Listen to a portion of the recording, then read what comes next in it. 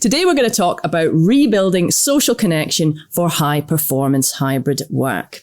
Because the truth is that disconnection, loneliness, toxic culture, poor performance, burnout, bad management, slow growth, low customer satisfaction, these issues are not separate. They're systemic. They're the emergent outcomes of a broken system that workplace innovators like you are uniquely positioned to fix. So in this session, we're going to explore how. And it doesn't really matter whether you're a VP of corporate real estate, head of HR, facilities, IT, operations. If you're prepared to reimagine how work could be and take action to help your organization move towards that vision, then a workplace innovator you are. And what a great time to be one, because hybrid work as a strategy, it holds so much promise to improve our lives and our companies. And at its core, the idea is so simple. It's just a combination of remote and office work. But I think we've all realized by this point that executing hybrid at scale is anything but simple. Now, one way to force simplicity is by issuing strict mandates. But it turns out that that's just playing business problem whack-a-mole. You bash one problem down only to have a bunch more spring up. Not least because, as scientists have understood for decades, autonomy is an essential ingredient for human motivation, and trust is an essential ingredient for high-performing teams. So without that, the best people quit and performance erodes. And you can see this in Cushman & Wakefield's data that found that 80% of people who can choose where and when they work have high engagement scores, and 75% have high workplace experience scores. Slap on mandates and that plummets to 56% for engagement and 48% for workplace experience. So even if people do stick around, which they often don't, look at Grindr's recent mass exodus, and even if people do comply, which they often don't, you still haven't solved the real problem. Now, the real problem is that we are attempting to solve today's challenges with the same thinking that created them. And as Einstein pointed out, that is a bad idea. More specifically, the tools and approaches that served us fairly well up until now are just not capable of executing a sensible hybrid strategy. Now, that's why most strategies are stalling. That's why Gartner's recent hype cycle placed hybrid work firmly in the trough of disillusionment. They said technology and management strategies from location-centric work do not work well in a hybrid world. Patchwork and piecemeal approaches are limiting the effectiveness of leadership strategies. A McKinsey article on hybrid work said a similar thing. They said even some of the most forward-thinking companies are leaving both performance improvements and more efficient use of real estate spending on the table.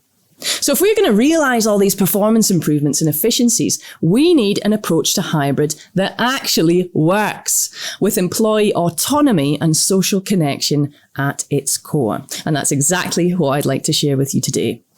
My name's Jane Young. My background lies in innovation, digital transformation, and in scaling tech companies. So most of my work's involved figuring out how trends in technology and culture impact the way we work, from growth and performance through to leadership and collaboration. So I do a lot of writing and speaking about all things future of work. I'm lucky enough to have a very smart colleague joining me today for Q&A to answer your questions and share some of his experiences. We have Chris Lahomiju, who spent the past couple of decades developing workplace solutions, most recently focusing on hybrid working and workplace optimization. So very pertinent to this topic. So let's get started with some key trends. First of all, the same study I referenced earlier also showed just how dire the state of well-being is across all industries. Not good at all. And albeit that the pandemic accelerated existing trends, this well-being decline really started around 2012, when smartphones and social media began to change the way we live. For decades prior to this, data shows that people in the US spent about 6.5 hours a week with their friends every week, but from 2014 to 2019, this suddenly dropped by 37% to just 4 hours a week. And it's hardly a coincidence that 2014 was the year in which US smartphone ownership passed 50%. Now, the Surgeon General of the United States, Dr. Vivek Murthy, believes that there is an epidemic of loneliness, saying the harmful consequences of a society that lacks social connection can be felt in our schools, workplaces, and civic organizations, where performance, productivity, and engagement are diminished. So in 2018, even before the pandemic, 1 in 5 Americans reported feeling lonely or socially isolated often or all of the time. And a 2019 YouGov poll showed that 22% of millennials say they have no friends at all. Now, there are many, many charts from many studies that show this tech-related decline in well-being. For example, here's a chart showing the sharp rise in mental illness since around that same time. That's particularly dramatic for the younger cohorts. So for better and worse, technology changes how we live because it changes how we think, feel, and behave. Just look at domestic appliances like washing machines. Before that technology became prevalent, there was no way a whole chunk of society could possibly have time to go out and work, let alone contemplate the meaning of it and their life's purpose. Look at computers. They keep making our jobs easier because they enable us to do all these hard things. But that ability also makes our jobs harder by raising the bar and the skills and the education required to participate in the whole work game. And with AI starting to kick in, we ain't seen nothing yet. Look at the internet, look at social media, giving us this amazing ability to access all the world's information, while also giving us the ability to filter it through a really narrow lens, causing this tsunami of polarization. So technology keeps solving the world's problems, giving us the ability to work from anywhere, anytime, live more flexible lives.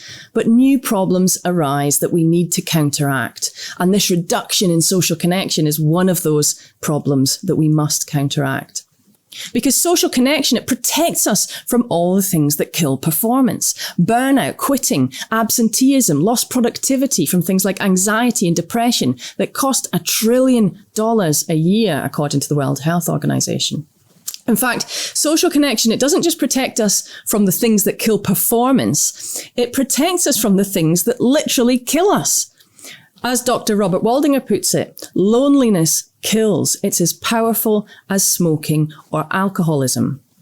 And he should know because he heads up a research initiative called the Harvard Study of Adult Development, one of the world's longest studies of adult life. And one of its most striking findings is the powerful impact that social connection has on our physical health. In fact, it serves as a better predictor of our longevity and well-being than IQ, social class, even our genes. So where do we begin in tackling this epidemic of disconnection? Well, according to the American Perspective Survey, the workplace is the top source of making new friends ahead of school, local neighbourhoods, or existing social networks. And that's one of the many reasons why your role as workplace innovator matters. And Gallup's famous insight that having best friends at work is key to employee engagement and job success, that becomes more profound every year. Employees who have a close friend at work are significantly more likely to engage customers and internal partners, get more done in less time, and innovate and share ideas. In fact, employees with a best friend at work are over twice as likely to recommend their company as a great place to work and 32% less likely to leave their company, which is a really big deal given that as we speak, over half of the workforce is considering quitting their job. So what does it take to build these friendships that are so key to well-being, productivity, retention, customer experience, and performance? Well, research by Professor Jeffrey Hall found that it takes 50 hours together to move from this acquaintance to casual friend and 200 hours to consider someone a close friend. Now, his research stresses the importance of doing non-work things together. So whether having lunch, going for a drink, taking an exercise class, anything that signals this desire for social connection. I want to spend time with you. So it's clear that a high-functioning hybrid strategy, it needs to help bring people together to facilitate these extracurricular activities and enable these friendships to develop. And it's not just about close friends. Sociologists have known since the 70s that weak ties, so interactions with acquaintances you don't know so well, that increases the flow of novel information, fueling innovation. Yet remote working typically reduces interaction with weak ties by 38%, according to research from Cornell that they did during the pandemic, presenting a risk to creativity, learning, and innovation. So not only do we need to bring people together, we need to deliver a workplace experience that realizes the hybrid dream. Radically lower costs, reduce carbon emissions, employee retention, collaboration, productivity, innovation, engagement, learning, growth, belonging, all the other sweet stuff of a high-performing culture. So we better get on to the how part. I'd like to kick that off by breaking down this high-performance hybrid work master plan into 3 component parts: overcoming remote work inertia, delivering a worthwhile workplace experience, and optimizing your hybrid strategy. So let's dig into each of these parts. Firstly, overcoming inertia. Now, inertia wants you to stay at home in your sweatpants and your flip-flops, even though you know fine well that if you just brushed off the Cheeto dust and got out the door, you'd feel re-energized by connecting with your colleagues in real life. And you know you'd be able to crack that wicked problem you've been struggling with if you just got everyone in a room. But then, you think about the commute and getting dressed and having to book a desk and arrange a meeting room and coordinate the whole thing with workmates. And you decide, well, maybe tomorrow, maybe next week. But in the words of the writer Stephen Pressfield, the truly free individual is free only to the extent of his own self-mastery, while those who will not govern themselves are condemned to find masters to govern them. So if we don't want to resort to masters governing us with all these strict mandates, we need to overcome inertia at scale. And bear in mind that if you're one of the millions of people struggling with anxiety and other mental health issues, then social avoidance can be a really powerful temptation that leads to this spiral of disconnection and declining well-being. Yet social connection in every study under the sun is always the number one reason why people want to use the office. So if people want to be with people, all that remains is to eliminate the hurdles that stand in their way. And to achieve this, we need compelling events and we need friction removal. Now, compelling events could be an all-hands meeting, a quarterly planning session with your team. It could be Thursday night beers, shooting hoops after work. It's any reason to connect face-to-face. And obviously, if you live in the Bahamas and your nearest office is New York, you might only go in once a quarter. Whereas if you live 2 blocks away, you might go in a few times a week, perhaps most days if you've got a tiny apartment or noisy housemates. But regardless of frequency, there needs to be a series of compelling events to drive purposeful presence. Then it's all about removing the friction that stands between you and showing up. So let's break down some of the classic friction points. First of all, finding the right time to come in. Now, how many people have traipsed into the office only to find that none of their work friends are there and they might as well have stayed at home? It's a classic commute regret scenario. And it might not just be about picking the right time. You might need to pick the right place as well if you've got multiple buildings to choose from. And a lot of this day-to-day decision-making, it depends on the ever-shifting schedules of colleagues, friends, and collaborators, because you're trying to coordinate with all these unpredictable hybrid folks. And when their plans change, it can scupper yours. And what about making sure you have the right desk, the right space, everything else that you need to be productive? Well, the reason that everyone is struggling so much with all of this is because traditional scheduling tools and employee apps are not capable of addressing these hybrid challenges. They're disconnected in silos, so they don't take into consideration all the complex hybrid variables that impact your decision around where to go, when to go, whom to meet, and what equipment or spaces to use. They don't consider things like the occupancy level of buildings, the work patterns of your friends, your habits and preferences and all that stuff. And let's get real, everyone hates booking apps, and it's no wonder when the reality is that they cannot support a frictionless workplace experience because they put so much onus on the employee to act as a space planner. Now, nobody wants to spend ages scrolling through endless desks and rooms. That is friction. So in a perfect world, technology would just remove all of these frustrations and sort it all out for you. Technology would suggest the perfect time and place based on when your team will be there, or you could ask the technology to find a quiet spot to focus if that's your goal. And in a perfect world, technology would suggest the perfect desk, parking spot, meeting room, anything else you need for a productive day. And it would be super easy to resolve any conflicts, to get notified if anything changes, to get suggestions to change your schedule if your friend's schedule changes, and all of those zillions of little details that really matter. Because it's just like in hospitality, it's the hundreds of magic touches, the tiny things that make or break the quality of your hybrid workplace experience and this ability to rebuild social connection. Well, that's why we built Hubstar Scheduling and Hubstar Experience, the employee app, as core components of the Hubstar platform. With Hubstar, you can actually specify the groups of people that you want to hang out with, whether that's your peers, direct reports, friends, gym buddies. You can belong to as many groups as you like.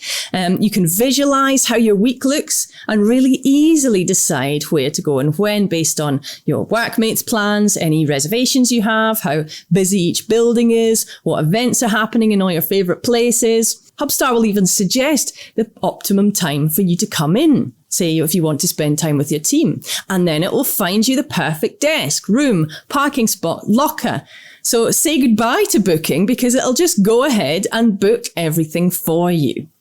Now, this visit coordination and virtual assistance capability is one of those hybrid work requirements that must be automated because it's impossible to manage manually. That's why Gartner have placed this as one of the most urgent requirements in terms of enabling hybrid. And the quality of the experience should self-optimize and improve over time, as is the nature of machine learning. So that's the overcoming inertia piece. Next is delivering a worthwhile workplace experience, as in worth the commute, worth overcoming that inertia for. Now, this is really tricky because there's so much that goes on beneath the surface of a frictionless employee workplace experience. Most people only notice the bit sticking out the top, the actual experience itself, and very few people understand what core capabilities are driving that underneath. So if you can get your head around it and all of those success factors beneath, you'll be at a distinct advantage. So I'm going to focus on the top 3 success factors that underpin not only the workplace experience and social connection, but serious cost savings, not to mention carbon.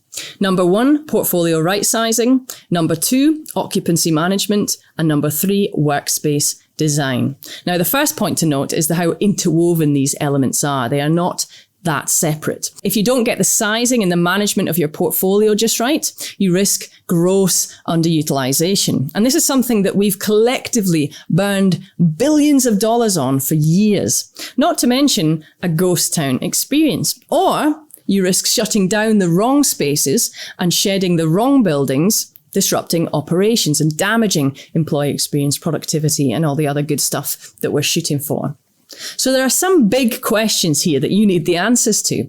How much space do you really need? And if it's less than your current supply, which spaces should you keep and which should you shed? And how do you do this without causing disruption? And if you can't shed space yet, say due to a long lease, how can you reduce costs and create a better office buzz in the meantime by shutting down underutilized floors and buildings? Then we get onto the big design questions. So how much collaboration space, social space, and focus space do you need? How many meeting rooms do you need? What size? So tackling all of this requires 2 things. Hybrid space management, true hybrid space management, which I'll explain in a second, and holistic predictive utilization analytics. Now, this is an urgent hybrid challenge. In fact, a recent CBRE survey found that 87% of real estate leaders say optimizing their property portfolio is their number 1 priority, placing it even higher than return to office plans. And according to Gartner, 71% of real estate leaders are planning a comprehensive redesign of their spaces, focusing on more collaborative and more social spaces to support hybrid work. But the trouble is, we don't have the data we need to do either of these things. That's not my opinion. That's according to folks like Gartner, for example, who found that 94% of real estate leaders, so nearly all of them, say that they're not very effective at collecting data about how spaces are used to inform these decisions. So that's the crux of it. How are you supposed to make confident, wise decisions that are often worth millions of dollars without clarity on which spaces should be kept or shared and how remaining spaces should be configured to deliver that socially connected experience that we're after? And how come we don't have the data? Well, first of all, legacy space management systems cannot assign employees with complex hybrid work patterns to spaces. And that makes it literally impossible to execute an effective, sensible hybrid occupancy strategy.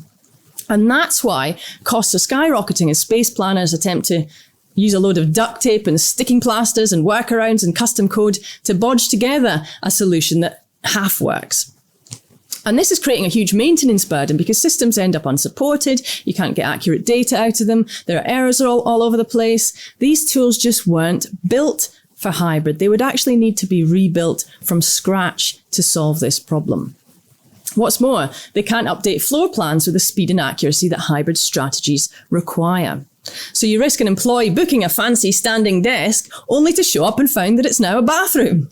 Because office floor plans, they are no longer accurate, up to date, and in sync if you're making these rapid changes. And that's why true hybrid space management is essential. And for the second part of the problem, the reason that most workplace leaders can't measure and predict actual occupancy to see if your strategy is working and to inform high impact decisions from portfolio level down to the design of your individual spaces is because most are relying on badge swipes, beep, and sensors. Now, badge data, it'll give you peak attendance, which is useful, but it tells you nothing about what people do when they're actually in the building. And sensors are also useful, but they only cover tiny parts of your portfolio, leaving you in the dark about the rest. So here you are attempting to deliver a commute-worthy experience that facilitates social connection, but you only have this blurry, low-res picture of how people are actually using your workplace, with high-res patches here and there. So those two issues are precisely why we built these final two parts of the Hubstar platform, Hubstar Space and Hubstar Utilization. Now, Hubstar Space enables you to create a hybrid occupancy strategy that actually reflects reality, as in your actual mix of hybrid employees. Some might be working shifts. Some might be coming in 2 days a week, 1 day a quarter. Some assigned to specific zones or assigned to a specific desk full time. Some might use the same desk Monday through Wednesday. Somebody else uses it on Thursday and Friday. All that complexity. Because if you can't measure and manage all of that, then you can't truly implement hybrid as a strategy that will make your buildings work harder for you. Ultimately, what you have is a bunch of people and a bunch of spaces, and they occupy those spaces in different ways that are fairly unpredictable nowadays. So if your technology can't cope with that, how are you going to serve a population that's potentially far greater than your building's capacity while delivering a frictionless experience? You can't. So I won't delve into that any deeper at the moment, but if you're interested in learning more about that whole side of things, Chris, who's joining us for Q&A, he's been running a bunch of webinars on dynamic space management, so we can hook you up with links to those. As for Hubstar Utilization, what that does is it fills in all those gaps, all those blind spots in your occupancy data using Wi-Fi, and then it uses patented algorithms to automatically unify all your data from every source. So Wi-Fi, scheduling, badge swipes, sensors, removing all the data headaches that are holding you back from taking confident recommendations to the table.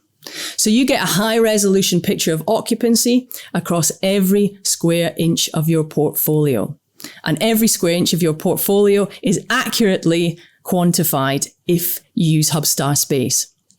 And as well as advanced predictive analytics, Hubstar Utilization provides all those other capabilities that you need to evolve your hybrid workplace experience on an ongoing basis, like threshold alerts. So you get notified if a space is reaching full capacity or if there's a spike in occupancy, say after a CEO's announcement or a big event. And this enables real-time occupancy management, where you can take corrective action to smooth out the spikes and reduce your overall space requirement, while preventing overcrowding, say by opening up an overspill space and then funneling people into that alternative space with scheduling. And you can prevent ghost towns by closing down underutilized spaces and funneling people into areas with the perfect level of social buzz. Hubstar even gives you intelligent consolidation suggestions around fitting people into fewer buildings or fewer floors. So you can run those scenarios, giving you insight into how much space you could save.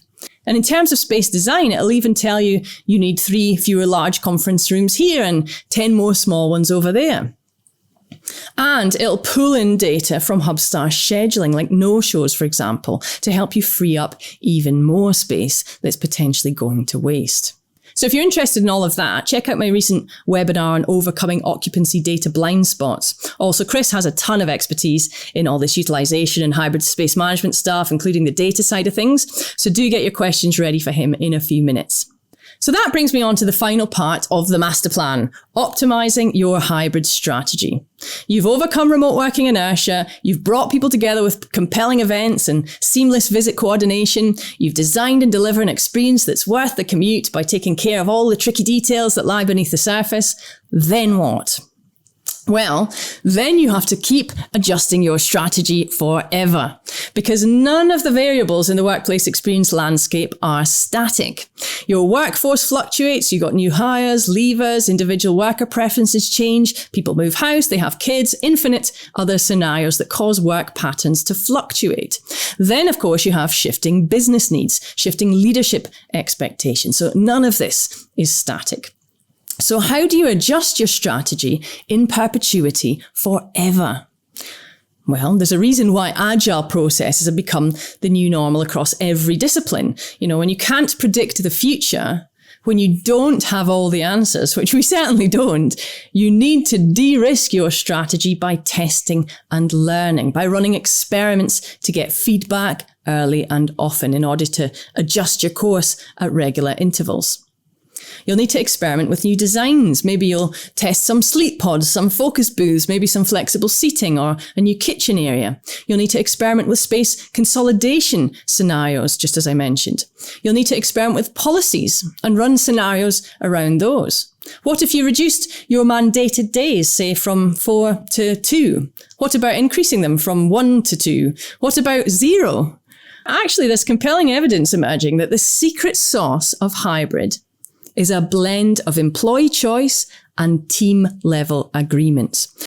Boston Consulting Group released research showing that a hybrid approach focusing on team-level autonomy and key events results in 99% compliance and 95% of employees being satisfied, which is fairly miraculous, way higher than fully in-person, fully remote, or any other hybrid model. And not only does this team-centered, event-driven approach make employees happy, it also delivers pretty impressive revenue growth, with growth rates ranging from 14 to 33%, as this chart from Brian Elliott shows. So as you run your own experiments, whether around team-level autonomy, events, design, space consolidation, occupancy, hybrid policies, communications, you'll need this ability to quickly execute minimum viable tests, then measure what happened and take decisive action. So let's wrap up quickly by covering the framework that pulls all of this together: dynamic workplace management. And all of this revolves around purposeful connection. Now, the first ring represents the employee journey. So their desire to connect is ignited by a trigger, by a purpose. They coordinate their visit. They show up and have the experience. Then they make it a habit because it was a positive experience that's worth repeating. The next ring around that is about what you need to do as a company. So firstly, compelling events. That's what drives purposeful attendance. And hopefully people who build the habit of connecting in person will also become instigators of events, creating a snowball effect. Then on the other side, it's about removing friction from coordination and the workplace experience itself.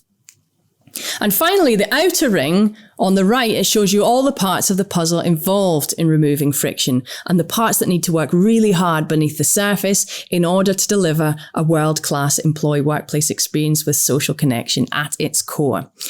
As for the technology that enables this, that's why we exist as a company. We built these point solutions for each puzzle piece, Hubstar scheduling and experience, space, utilization, that can work well on their own, And they're each engineered for adaptability, machine learning, low total cost of ownership, time to value, interoperability, all the good stuff that's so lacking but so critical right now. But those solutions can also play together to deliver this elevated end-to-end platform that's way greater than the sum of its parts and will support your vision for the future of work, whatever it might be and however it might change. Because we believe, and I believe, that's why I'm here, that the future of work, it's not about this strategy being right and this strategy being wrong, but instead it's about a much more fundamental shift from a static world where things seldom change to a dynamic world where we assume that change is the norm. We assume we don't have all the answers, and we know we'll need to adapt to change coming ever thicker and faster. The good news, if we've made mistakes or haven't got it right yet, is that people aren't like cogs in a machine. People are like plants. We can wither and almost die, but if you create the right conditions, we will spring back to life and flourish. When Freud was asked what a normal person should be able to do well, he said, love and work. And even before that, Tolstoy wrote, one can live magnificently in this world if one knows how to work and how to love. And Professor Jonathan Haidt sums up what I think they were getting at. He said, love and work are critical for human happiness because when done well, they draw us out of ourselves and into connection with people and projects beyond ourselves. Happiness comes from getting these connections right. So here's to you, workplace innovators of the world, getting these connections right.